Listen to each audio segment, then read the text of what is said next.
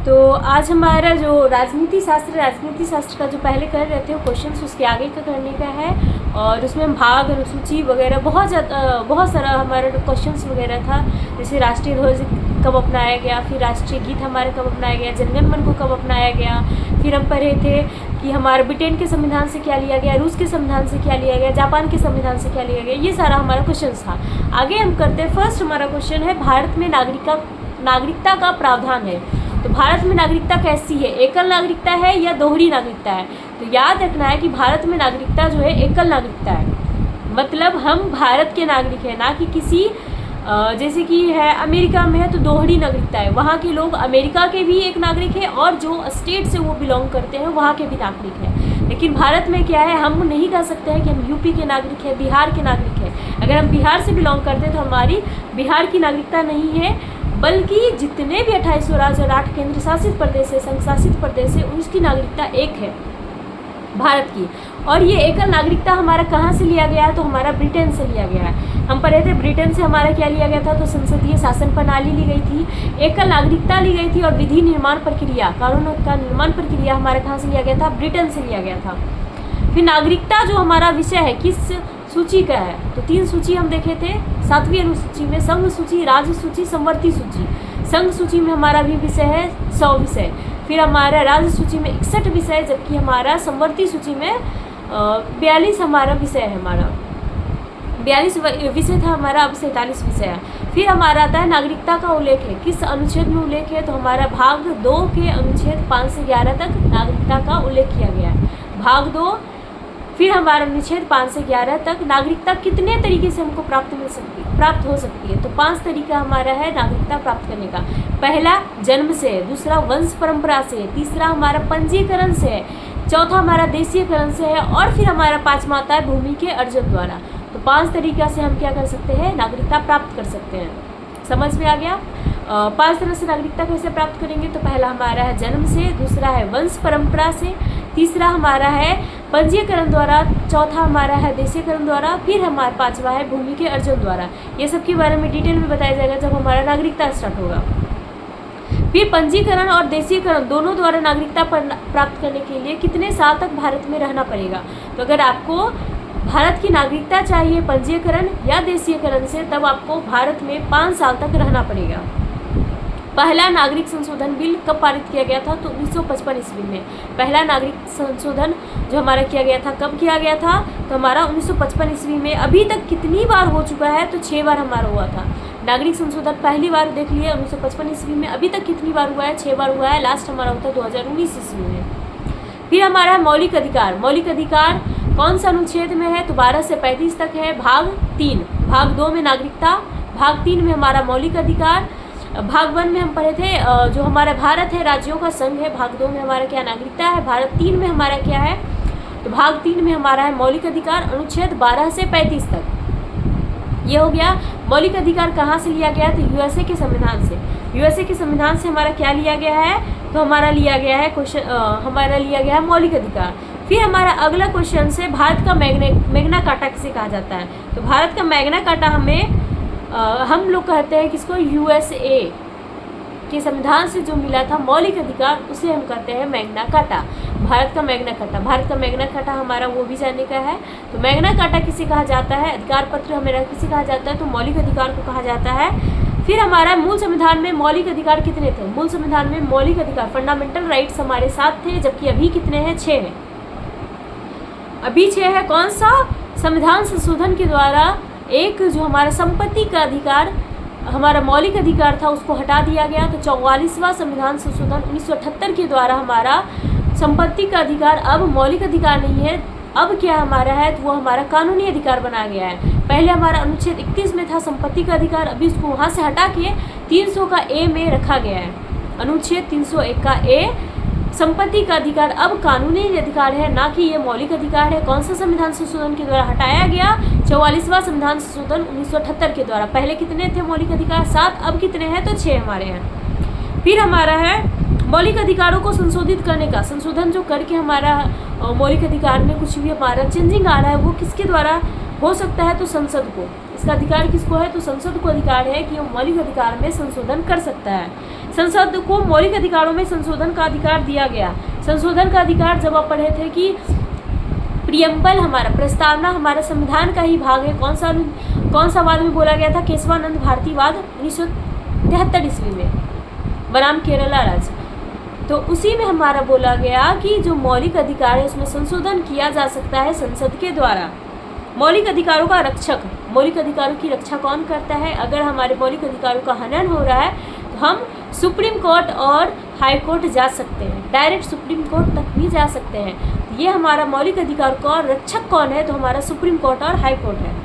मौलिक अधिकारों को निलंबन कर सकता है। हमारे मौलिक अधिकार को छीनने का अधिकार किसको है? निलंबन का। लेकिन जीवन जीने का जो अधिकार है उसको नहीं छीन सकता है। और भी हमारे वैसे हैं, तो सारा मौलिक अधिकार में जब पढ़ेंगे तो आपको पूरे एकदम डिटेल वाइज बताया जाएगी कि कौन सा हमारा ऐसा है जो कि आपातकाल के द्वारा मौलिक अधिकार को छीना जा सकता है, कौन सा ऐसा है कि कभी भी नहीं छीना जा सकता। उसमें से हमारा एक जीवन का अधिकार भी है।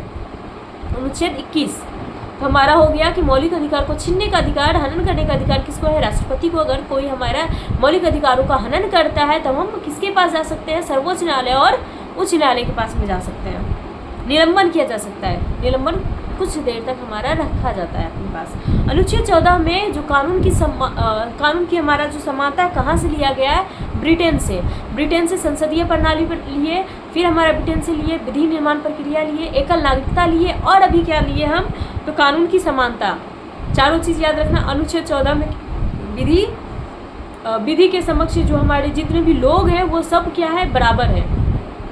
तो कानून की समानता हमारा है, ब्रिटेन से लिया गया। फिर अस्पृश्यता का अंत, और अस्पृश्यता का जो अंत हमारा है अनुच्छेद 17 में। उपाधियों का अंत किसमें? 18 में है। याद रखना है 6 मौलिक अधिकार है। 6 मौलिक अधिकार में समानता का अधिकार, स्वतंत्रता का अधिकार, धार्मिक स्वतंत्रता का अधिकार, फिर हमारा शोषण के विरुद्ध अधिकार है, सांस्कृतिक हमारा अधिकार है, फिर हमारा आता है संवैधानिक उपचारों का अधिकार। तो हमारा अनुच्छेद 17 में अस्पृश्यता का अंत, अनुच्छेद 14 में भी देखें विधि कानून की समानता हमारा, फिर अनुच्छेद 18 में क्या है? उपाधियों का अंत है।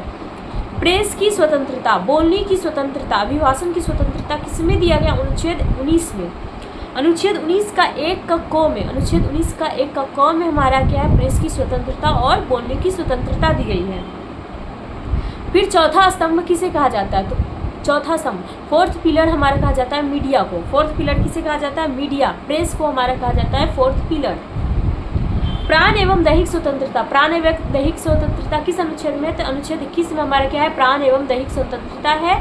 अनुच्छेद 14 में भी देखें कानून का अधिकार हमारा है। अनुच्छेद 16 में देखें तो हमारा अनुच्छेद 16 नहीं, अवसर की समानता बाद में आएगा। अनुच्छेद 17 में हमारा अस्पृश्यता का अंत था। अनुच्छेद 18 में उपाधियों का अंत। अनुच्छेद 19 में प्रेस की स्वतंत्रता और बोलने की स्वतंत्रता। 19 अभी हम 21 देख रहे हैं प्राण एवं दैहिक स्वतंत्रता। प्राण एवं दैहिक स्वतंत्रता किसमें? अनुच्छेद 21 में है।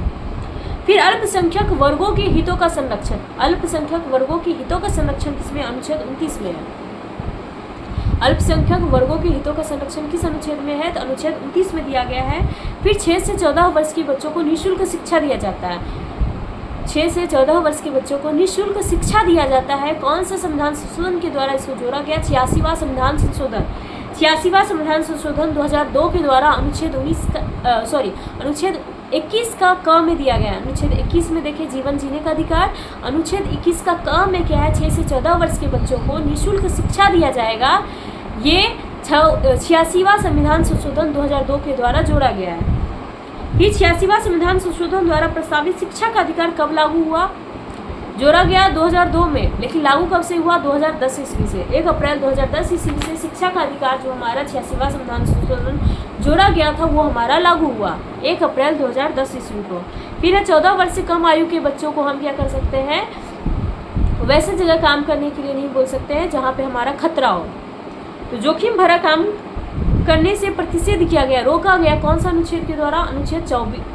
अनुच्छेद 24। जब आप पढ़िएगा शोषण के विरुद्ध अधिकार उसमें आता है 3 चीज़। 2 हमारा अनुच्छेद 23 और 24 आता है। तो 24 में हमारा है कि कोई भी जोखिम भरा काम बच्चों को नहीं करने देना जो 14 साल से कम के हैं। अनुच्छेद 24।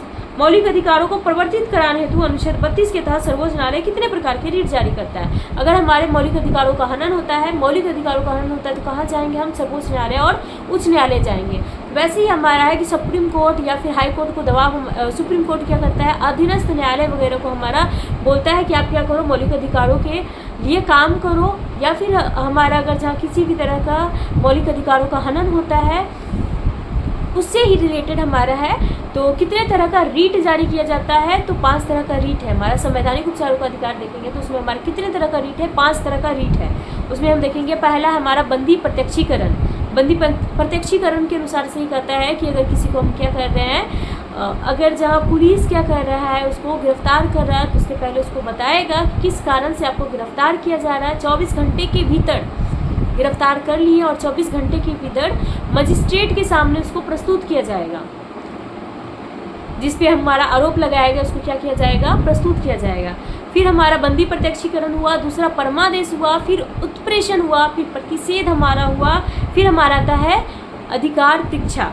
तो याद रखना है बंदी प्रत्यक्षीकरण, फिर हमारा परमादेश, प्रतिषेध, उत्प्रेषण और हमारा आता है अधिकार परीक्षा।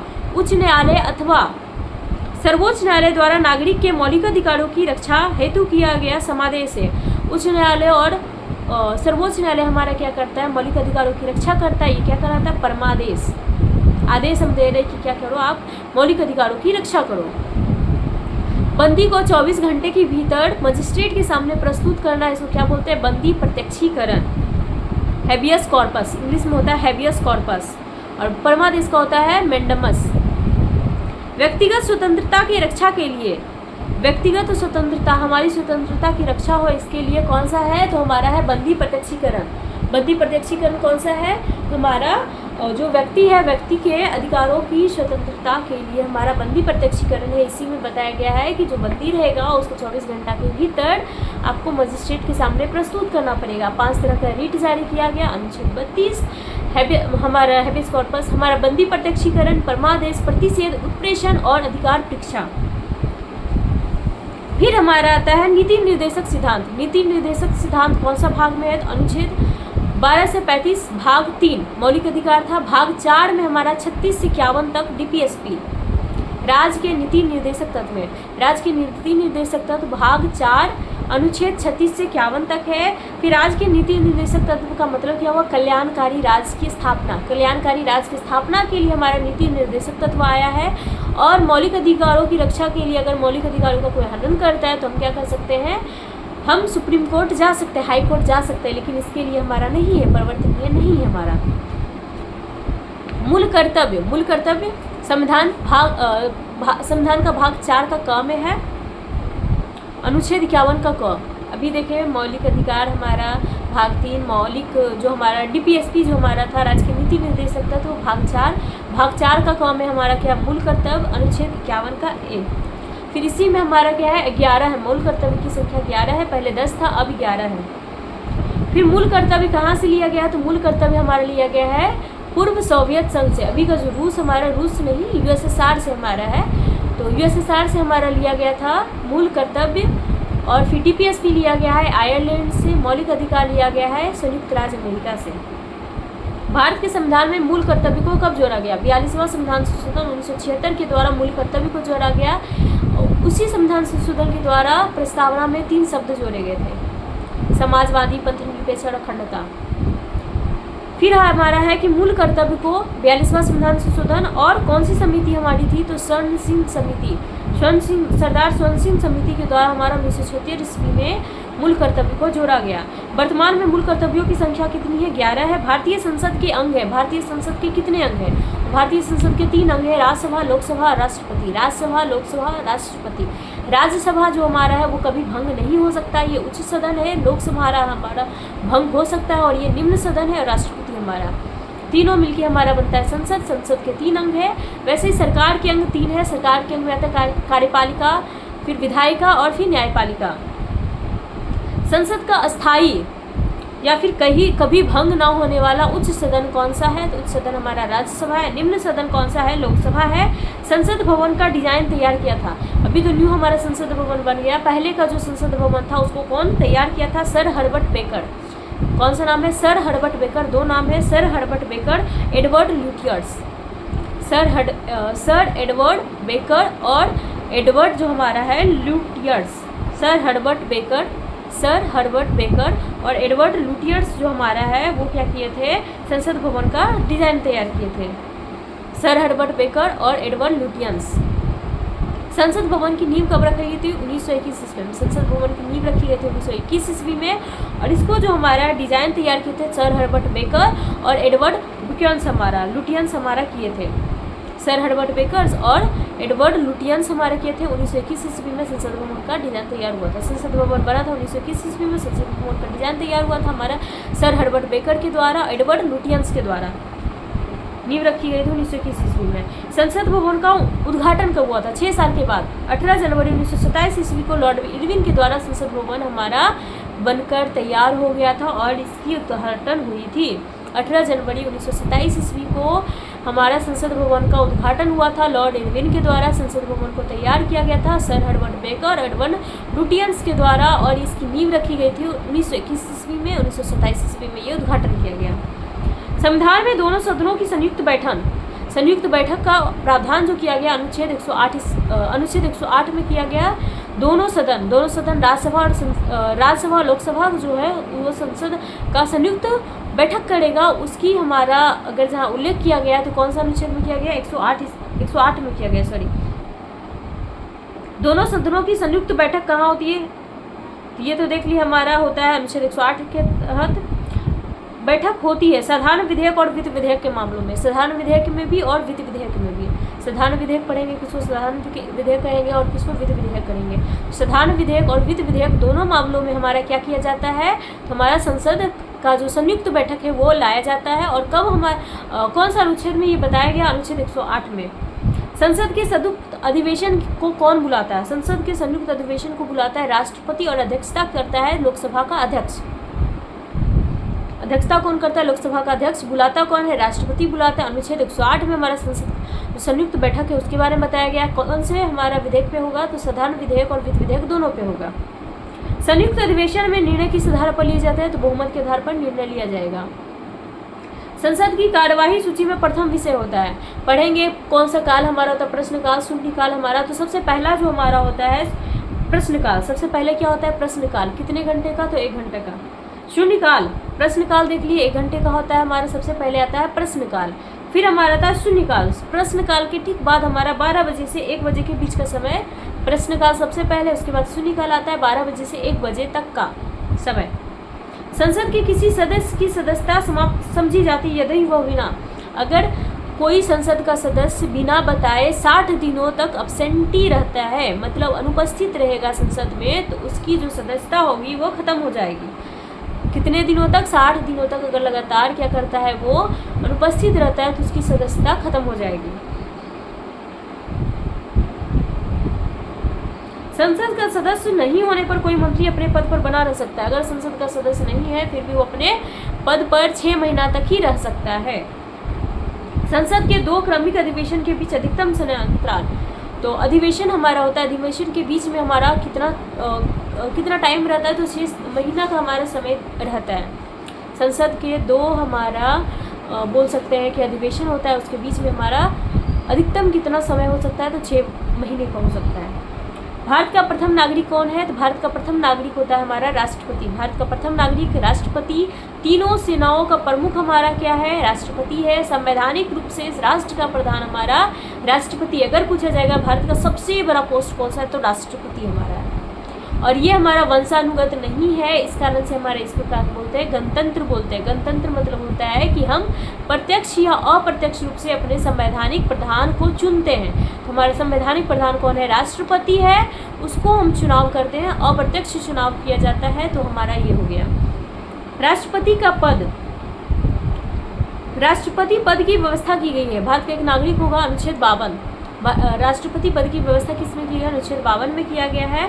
फिर राष्ट्रपति का पद, राष्ट्रपति का पद और राष्ट्रपति पर महाभियोग। राष्ट्रपति का पद अगर बोलेगा और राष्ट्रपति महाभियोग दिमाग में बैठा लेना है, क्योंकि निर्वाचन आएगा, अलग अलग चीज़ आएगा। तो राष्ट्रपति का पद और महाभियोग सिर्फ ये बोलेगा तो ये अमेरिका के संविधान से लिया गया है। राष्ट्रपति का पद और महाभियोग किससे लिया गया है? तो हमारा लिया गया है अमेरिका के संविधान से। फिर राष्ट्रपति के कार्य और शक्ति, कार्य और शक्ति कहाँ से लिया गया? ब्रिटेन के संविधान से।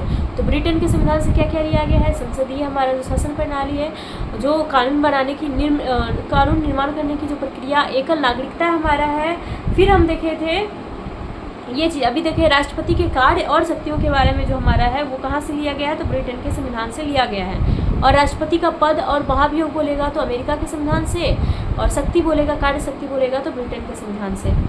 कार्यपालिका का प्रमुख कौन होता है, तो राष्ट्रपति। तीनों सेनाओं का प्रमुख राष्ट्रपति। राष्ट्रपति का कार्यकाल कितने सालों तक, 5 वर्ष तक। और न्यूनतम आयु कितनी होनी चाहिए, तो 35 वर्ष हमारी होनी चाहिए न्यूनतम आयु राष्ट्रपति बनने के लिए।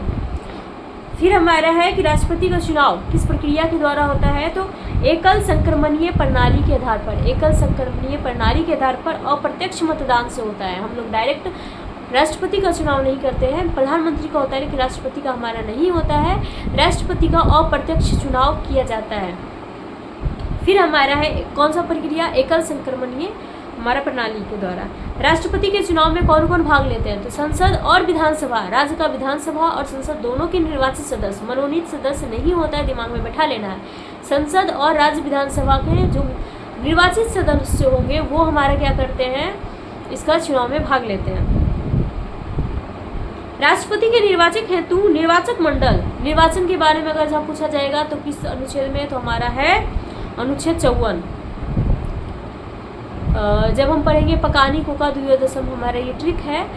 तो अनुच्छेद 54 में हमारा निर्वाचन के बारे में बताया गया कि राष्ट्रपति का निर्वाचक मंडल के द्वारा किया जाएगा। अनुच्छेद 52 है कि भारत का एक राष्ट्रपति होगा। फिर है अनुच्छेद 53 में कि कार्यपालिका का प्रधान कौन होगा, हमारा राष्ट्रपति होगा। राष्ट्रपति के उम्मीदवार के हेतु प्रस्तावक और अनुमोदक कितना चाहिए, तो प्रस्तावक भी 50 और अनुमोदक भी क्या चाहिए, 50 चाहिए हमारा।